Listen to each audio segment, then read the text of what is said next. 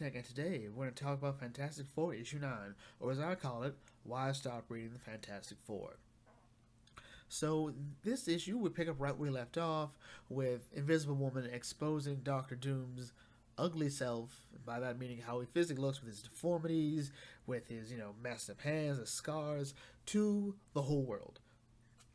And to this book's credit, there's a really great moment from Sue, which shows exactly how strong and capable they really are. The fact that, with Sue being, Johnny Storm's sister, she knows how to troll, how to tease. Even though it's not part of her nature, Johnny understands his powers better because of all the time he spent with Reed. He knows how to increase and decrease his temperature to break out. Ben has learned a lot of patience from Reed, as well as putting up with Johnny, so he knows how to wait. He knows how to have faith that things will be better. And after all of Reed's time with Ben Grimm, he knows how to take it. He knows how to muscle through and how to break out. He knows how to push himself physically farther than he ever thought was capable of.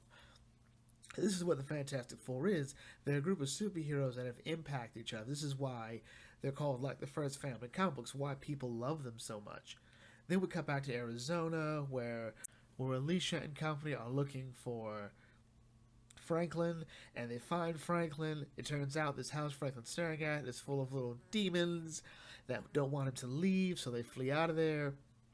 And then we cut to another really good scene, which is Doom seeing the world's response to Victor's exposure, and none of them are positive. I think the closest he ever got was that poor man. And Doom does not like this. Doom does not like being pitied. He doesn't like being seen upon as a lesser being.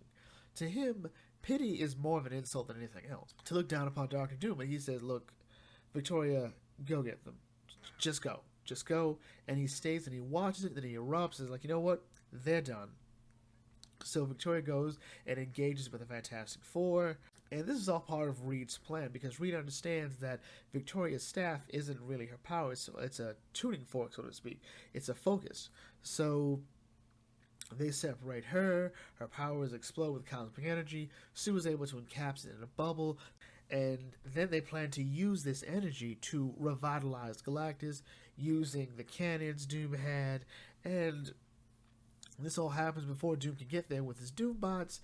And if Galactus even breaks out, like, "I am free, I am Galactus," and Doom is very upset about this because he destroyed Mount Doom, and Ben goes, "Well, look, you've got Castle Doom, Dude Stat, and a zillion other things with your name on them," and Doom tells us that, that mountain was named after my late father, and even Ben's like, sorry, my bad.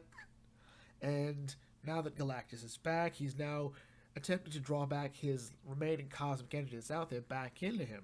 And then we cut to Arizona, and, Valeria has finished her teleporter, but she needs Franklin's energy, and Franklin doesn't want to use it yet because he's only got so much left, which I don't know, I guess.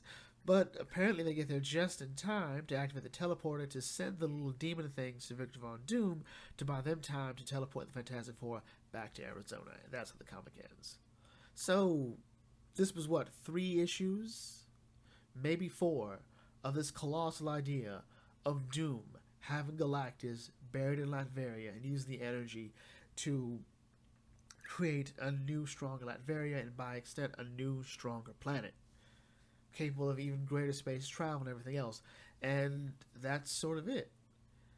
I felt like this could have been so much more. And to me, if this is how we're going to handle Doom and Galactus in one story, I just have sort of lost interest in going further.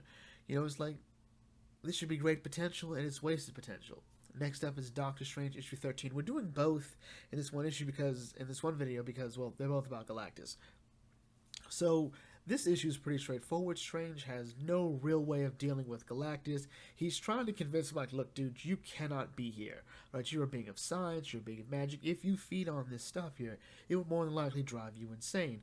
And Galactus does not care. He does not need to listen at all. And just you know what? I'm Galactus. I need to feed, so I'm going to feed. And even huge demons that have been rivals to Dormammu can't stand up to Galactus. So Galactus goes around looking for a planet, which, Strange reveals was, there are planets in this dimension. There are worlds, not just hey, you're in a new dimension. that has different dimensions, different planes. No, just legitimate planets. So Strange is able to hold him still for a bit, but he can't hold the mind of Galactus. And then his ex-wife Clea shows up, and she's here to help. She's here to point out, like, Steven, what have you done? He's like, look, it's a long story, but he's able to get enough focus to bring Galactus to Clea's dimension, which should buy them all more time. And Clea's like, okay, so to fix this, I will need some help. So she's called in her ally, Umar, Queen of the Dark Dimension, sister of Dormammu himself, who's, as Strange calls it, her cruel nature even eclipses his.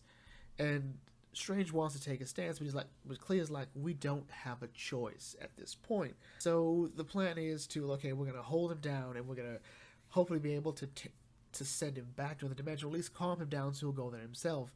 And it doesn't quite work, so Strange's like, look, okay. So Galactus, what do we have to do to get you to calm down? Because you're in danger here, we're all in danger, the longer you stay with me, the problem. And Galactus like, look, I need sustenance, alright? More than usual, I need sustenance.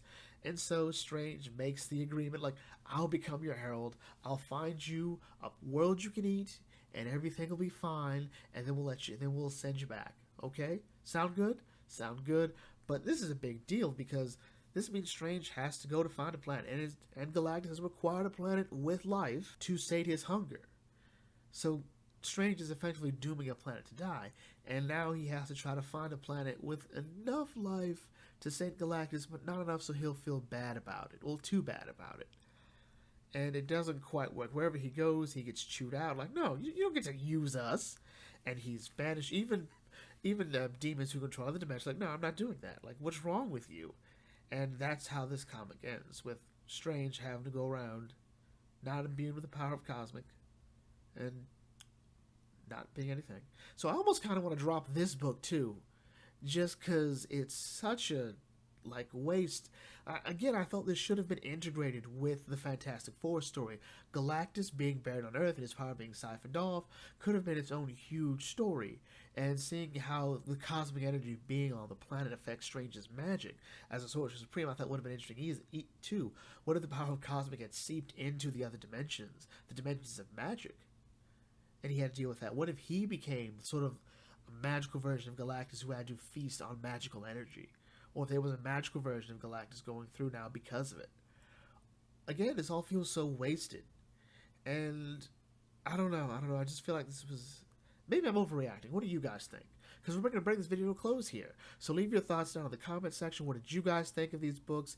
Am I exaggerating? Is this not a big deal? Or should I just drop both of these books? I'm not entirely sure. I might stick with Strange until this story ends. So anyway, leave your thoughts down in the comment section. I will catch you all later. This is the Think Tank signing off. Thanks for watching, and may your fandom serve you well.